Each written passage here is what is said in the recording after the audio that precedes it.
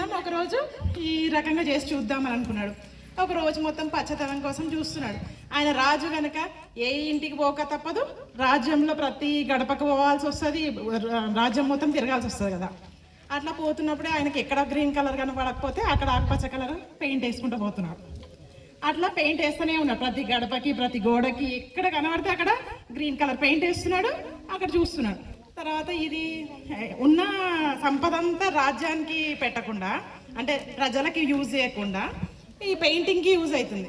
ఇట్లయితే మళ్ళీ ప్రజలకి ఏదైనా కష్టం వస్తే కష్టం అవుతుంది కదా అని చెప్పి ఈ ఖజానా ఖాళీ అయితే నేను ఎక్కడ పోవాలని మంత్రిని పిలిచి, నీకు మంచి గిఫ్ట్ ఇస్తా కానీ నాకు ఏది మీరు నువ్వు అడిగితే అది నేను ఇస్తా, కానీ నాకు ఒక పరిష్కారం కావాలి, ఈ పెయింటింగ్ ఖర్చు తగ్గడానికి ఏమైనా పరిష్కారం ఉందా అంటే ఉంది సార్, నేను రేపు పొద్దున్న చెప్పేస్తాను మీకు అని అన్నాను.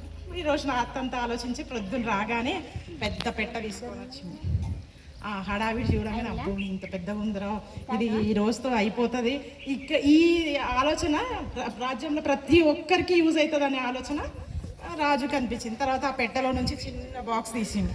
ఆ చిన్న బాక్స్ ఇద్దరు ముగ్గురు పట్టుకొని వచ్చి అక్కడ పెట్టింది. అది ఎంత బరువు ఉందేమో అనుకొని రాజు జరగని దూరం జరగని అందరికీ అది కనిపించాలని చెప్పేసి కూడా మధ్యలో కొంచెం హైట్గా పెట్టిపించి నన్ను చూపిస్తున్నాడు. దాంట్లో నుంచి కళ్ళద్దాలు తీసి ఆయన కళ్ళకు పెడతాడు, ఆకుపచ్చ కళ్ళద్దాలు తీసి రాజుకు పెడతాడు. అప్పుడు ఏమవుతుంది, రాజు ఎక్కడ చూసినా ఆకుపచ్చగానే కనబడుతుంది, అప్పుడు పెయింట్ వేసే ఖర్చు ఉండదు కదా. సో మీకైతే ఒక మంచి ఏంటంటే ప్రతి ఎక్కడ చూసినా మీరు ఆకుపచ్చ దానిలా ఉన్నారు.